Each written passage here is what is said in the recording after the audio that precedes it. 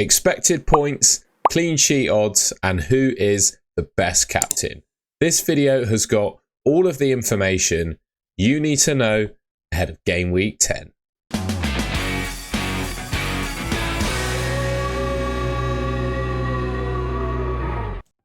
All right, we're going to start off then by looking at the top players for expected points by position. I've got a view of just game week 10 in isolation and then the next 5 game weeks, because I think ultimately when you're looking to bring in a player in FPL, you want to be looking beyond just one game week, right? You want to be probably looking, in my opinion, 3 to 5 game weeks time. So I've got a view of the next game week and then the next 5. So for game week 10, the top goalkeeper for expected points is Kelleher. 4.4 expected points for him against Brighton at home. Liverpool, albeit not showed the case against Arsenal where they conceded a couple of goals, have been the best defence in the league, I think, by some margin at least. And yeah, the games at Anfield, Kelleher, Liverpool goalkeepers, Kelleher in particular, not too bad for saves either. So, combination of decent clean sheet odds and a likelihood to make some saves there, I think, propelling him to be the top goalkeeper. Ederson, Bournemouth away, actually kept a clean sheet, did Man City against Southampton in game week 9. See Ramsdale against Everton, I think saves volume so far this season kind of propels him up there. And the fact that Everton are kind of struggling to score goals. And then there are loads of keepers in and around 3.8, 3.9 expected points. You've got Ramsdale, Sells, Muric, Raya and Pickford all in and around the same sort of points. All right, over the next 5 game weeks then, Raya is the top goalkeeper. 5.6 million, 30% owned in the game at the moment. And quite a lot of people, or I'm seeing quite a lot of people selling him, which might come to regret, certainly if these predicted points numbers pay off anyway. What do I think of Raya? I think he's a good option. I still do think he's a good option and probably deserves a little bit more patience because I don't think this season an absolute outstanding goalkeeper has emerged yet. Flecken's really popular not keeping clip where you can see all the other goalkeepers there, right, in their ownerships. For me, there's not one absolute emerging outstanding goalkeeper in the game. So, getting rid of Raya could work, maybe if you're saving a bit of cash, but ultimately, there's much of a muchness between quite a lot of the goalkeepers in the game at the moment. Got Ederson in second place, followed by Pickford, Flecken, Martinez, Onana, and Leno. I think if I were to pick out my 2 favourite goalkeepers, I say this in literally every video I make, the best goalkeepers in FPL keep like an average amount of clean sheets for the season. 9 to 12 clean sheets in a season, something like that. But they get saves bonus almost every game. And I think there are 2 goalkeepers in the game that do that at the moment. For me, that's Pickford and Onana of Man United. Those are the 2 goalkeepers I think at the end of the season will prove to be the top point scorers. Let me know who your favourite goalkeeper is in the comments. Defenders next then, and the top defender for expected points for game week 10 is Trent. As we said when going through Kelleher, I think Liverpool's clean sheet odds are pretty strong against Brighton. They're at home, statistically the best defence in the league so far this season, and well, Trent is probably the best Liverpool defender in FPL, right? He's the most attacking by quite a margin, so he's number 1, closely followed by Robertson, who's on 5.4 expected points. I would say so far this season, Robertson has been a little bit disappointing just in general, in terms of his general performance, really. So, it wouldn't be absolutely outrageous for Tsimikas to replace him in Game Week 10, I would suggest. Virgil van Dijk's up there as well, obviously scored a goal against Arsenal. Guardiola, proving to actually be able to keep clean sheets, as proven in the Southampton game, and also just ridiculous from an attacking perspective. Kanate's up there as well. Aït-Nouri, who is yet to keep a clean sheet, but is one of the top predicted points defenders because he's just so attacking. Basically plays as a left wing for Wolves. Then Alex Moreno up there as well from Nottingham Forest. All right, over the next 5 game weeks then, I've included Guardiola's picture here because at the moment the model has Gabriel as the top defender, which I could get on board with provided that, well, obviously he is actually fit, which you can't be too sure is the case. Left the pitch against Liverpool, potentially has a knee injury. Jury's out as to exactly how long he's going to be out for. And if anyone knows Arteta, right, Arteta is not going to let anyone know how long Gabriel was potentially out for. So yeah, he could be a bit of a minefield. 25.8% ownership for him. If he is fit, which this model is using to predict his points, suggesting he's going to play every game. He's the top defender for expected points. But for me, I'd probably go more towards Guardiola. Looks to be nailed on for Man City and isn't injured at the moment. So he's in second place, followed by Trent, Robertson, Ben White, Aït-Nouri and Rico Lewis.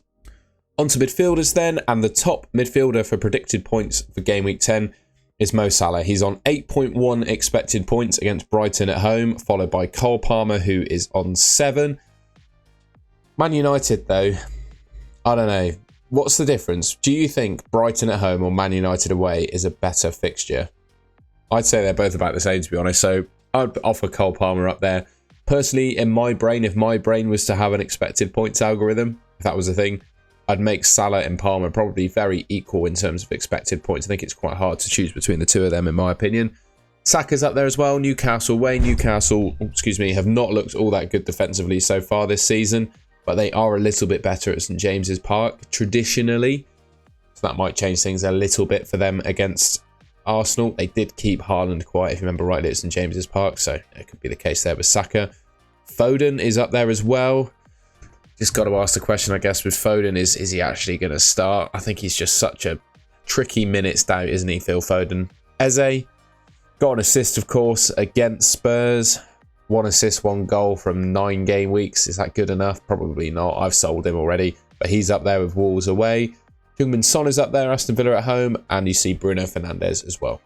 So over the next 5 game weeks, Salah is the top midfielder, followed by Palmer, Saka, Son, Foden, and Mbeumo and Eze. And I gotta say, I do try to spend a bit of time talking about these players and their predicted points, etc., but don't really see any real surprises. For me, these guys are probably the best midfielders in the game right now. The only real surprise is to see Mbeumo below Foden, I would say, based on his minutes, the fact he's on penalties, etc.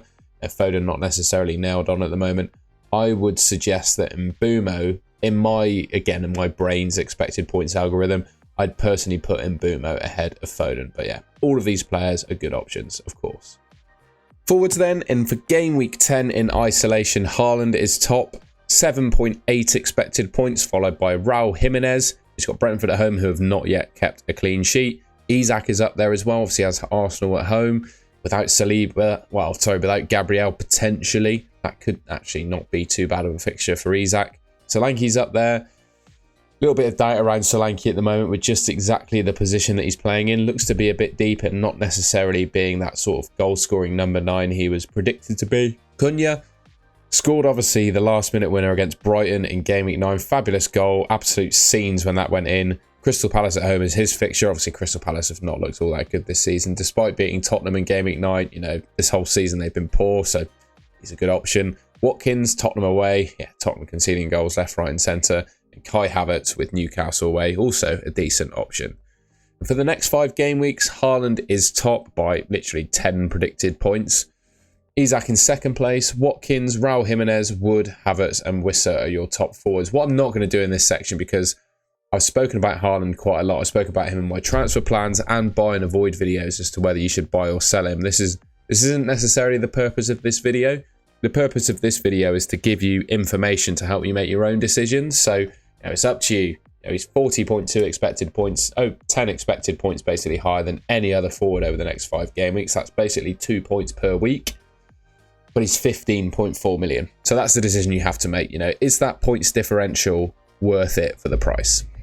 Now, you may or may not have noticed when I went through those Fantasy Football Hub expected points that the top player for predicted points for Game Week 10, according to Fantasy Football Hub, is not Haaland. It's actually Mo Salah. 8.1 predicted points for him at the moment against Haaland on 7.8. Palmer in third place on 7, Saka on 6.8, and Raul Jimenez actually the 5th best player for expected points on 5.9. So if you were to go by the Fantasy Football Hub predicted points model, it says give Salah the armband. And if we look at FPL Review, another trusted source for expected points data, I always try and include FPL Review. Some people look to FPL Review as like absolute gospel. I don't see it as absolute gospel, but I do see it as a really useful tool, hence why I'm including it in this video. It is close between Salah and Haaland, but according to FPL Review, Haaland does just edge it. In third place, we've got Foden, followed by Saka and Palmer, which is kind of a trend across the models. This one doesn't have Foden in it. It's got Palmer and Saka, though, and obviously Fantasy Football, or FPL Review, sorry, does too. I've got a projected goals and clean sheets model to take you through now according to 11. I'll just pick out really the highlights from each section. So goals, I tend to really target teams above 2 goals, I'd expect. So Man City, what else we got there? Liverpool, rounded up, I guess Chelsea and Man United are expected to score a couple of goals. Who else rounds up? Ipswich, Fulham. Who else we got? Spurs and Arsenal. Those are probably the teams above 1.5 that rounds up to 2. And then clean sheet odds. Usually I say I'd pick players from defences with greater than 30% or 30% clean sheet odds and greater. So that looks like Man City, Liverpool, Arsenal on 30, Nottingham Forest on 30, Everton, Wolves, Palace. They're all pretty close to 30, as you can see there. So yeah, maybe that gives you an idea, right? If you've got a benching headache potentially between defenders or team or players in terms of goals you want them to score, maybe looking at a model like this from 11FI will help you. The final thing to talk about is some upcoming fixtures this midweek. So Tuesday, Wednesday, this video is going to go out on Tuesday afternoon. So by the time you're watching this, some of these games might have already played out. But basically, I just wanted to say avoid making early transfers based on this because a lot of Premier League teams are in action this week. We've got Southampton against Stoke, Brentford against Sheffield Wednesday, Liverpool and Brighton playing each other in the Carabao Cup and then Premier League week after. Villa and Palace, Man United, Leicester, Newcastle, Chelsea, and Tottenham Hotspur, Man City. They're all playing each other, and Arsenal have got a game against Preston North End as well. So Premier League teams in action means I would be a little bit hesitant bringing in players from any of these teams ahead of the deadline early. The only sort of circumstances I'd even take the risk is if you've got your wild card in hand that you're considering using and you're just trying to beat price rises. Other than that, I'd really sit on my hands this week until, well, after the games are done Wednesday night. And then you might be able to assess a bit better in terms of making transfers. But for me, it's an avoid on early transfers this week. With these fixtures in mind, I mean, basically all of the teams you'd want to pick players from are in action in the Carabao Cup.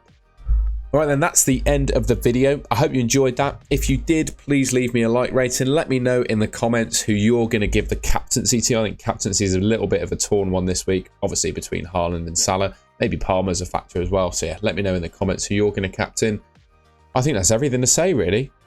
Yeah, already said, like if you enjoyed, subscribe to the channel if you want to see more content from me. I'd really appreciate it if you could do that. I'm trying to hit 10,000 subscribers by Christmas. I'd absolutely love if we could do that on this channel. Yeah, thank you very much for watching, and I will catch you in my next video.